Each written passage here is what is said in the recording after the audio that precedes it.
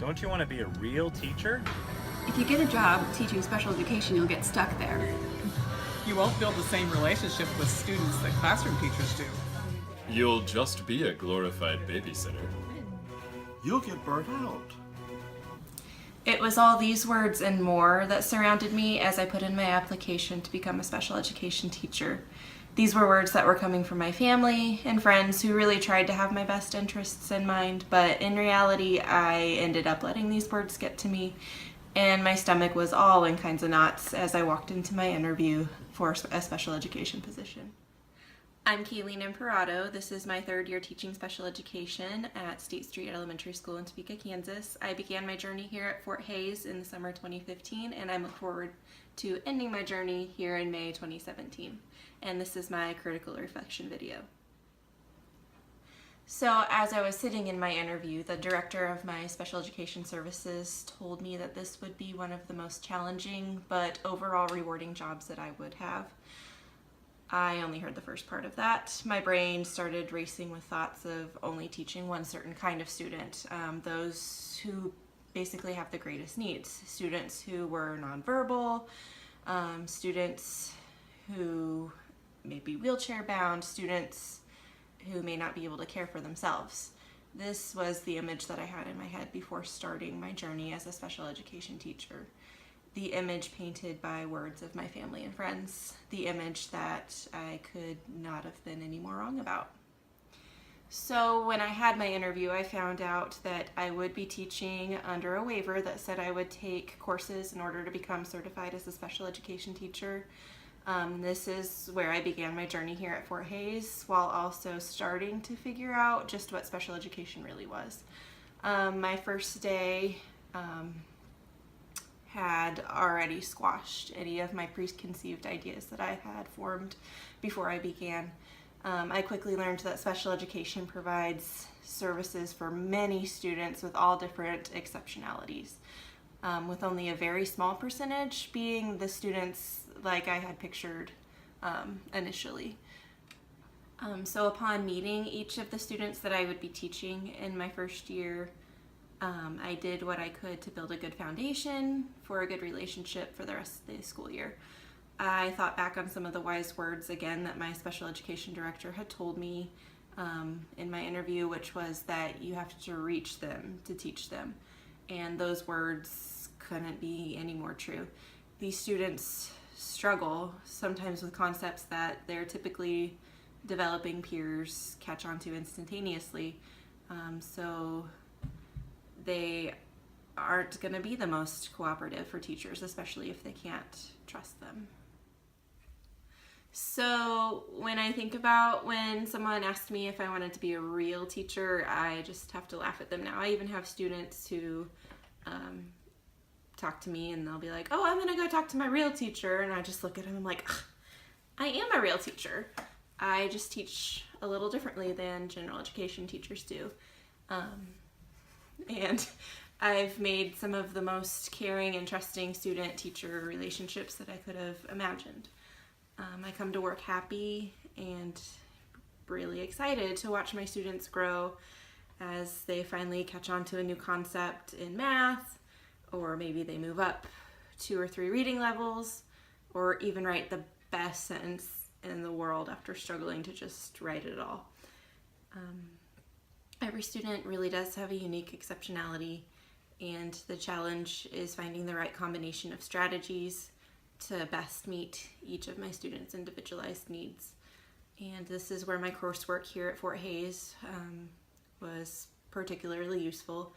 I gained knowledge on the foundation of special education and the laws surrounding it. I was able to look further into many different exceptionalities and find strategies and technology which would help me meet the needs of my students.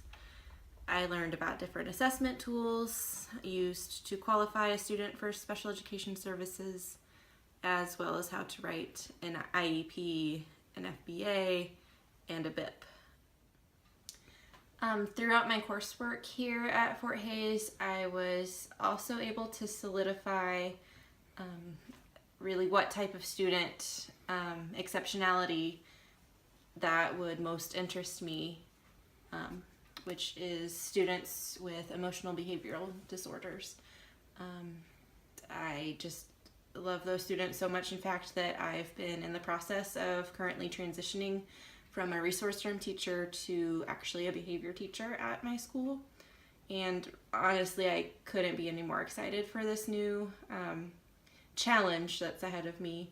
And I definitely don't feel stuck in my position, because special education teachers, they really wear many different hats, and each day honestly is a brand new day, with brand new challenges, brand new successes, and just brand new situations that present themselves. So it's nice to be able to look for different ways to meet the needs of really any different kind of student, with any different kind of exceptionality. So moving forward in my career, I know I need to stay knowledgeable on the newest research, technology, and laws pertaining to special education. You know, there's always going to be new changes that are being made, and it's going to have to be my job to keep up with those changes. So just even from recent experience, since I am starting this new position as behavior teacher, looking at chances for new professional development opportunities. At the end of February this year, I was able to actually go to a behavior symposium, which really dealt with, you know, newer ways of intervening with students who present challenging behaviors in the classroom. It went over new laws that are currently being worked out, or cases that are currently being presented in court that could substantially change how we interact with students with behavioral disorders. I'm also going to have to continue to individualize my services to meet each of my students' needs, because one blanket method is not going to work for everyone. That's just not possible. There's too many unique exceptionalities out there for one method to work on every student. So just keeping abreast of, you know, different methods to meet different needs by different students.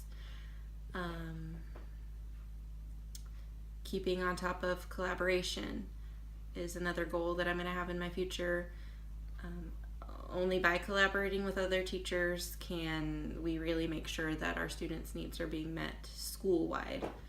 And finally, just keeping parents engaged with school and with their students is another pretty big goal and plan that I have, because, you know, I want to make sure to do what's in my power, at least, to have as much consistency for my students in all possible environments that they go into,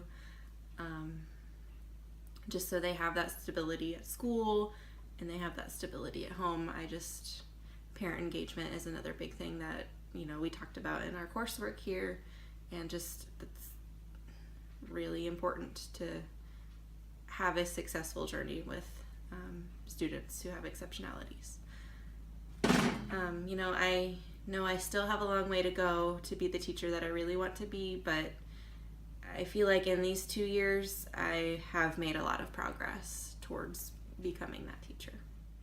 So really I can say that all these courses that I have taken through Fort Hays have really been a great help in terms of squashing those preconceived notions I had of, you know, what I thought special education was compared to what it actually is, and what I've learned through all these courses, from, you know, again, diving deep and learning about different exceptionalities, you know, research about different methods and technology concerning how to best teach students with exceptionalities, looking at diversity of not just students with exceptionalities, but diversity all over, like what a student's background is, where they come from, how to best meet their needs as well. Again, learning those laws that were the foundation of special education services, why those laws were put in place, and how we can continue to meet the standards presented in those laws.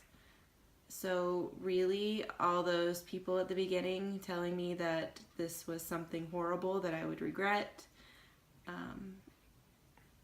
They couldn't be any more wrong. Like I said, I get up every day and I'm really happy to go to work and do what I do, because watching any bit of success that a student has during the day, whether it's success that stays with them for the rest of the year or something that they accomplish once for a minute during that day, it's a really big deal, and I couldn't imagine doing anything else.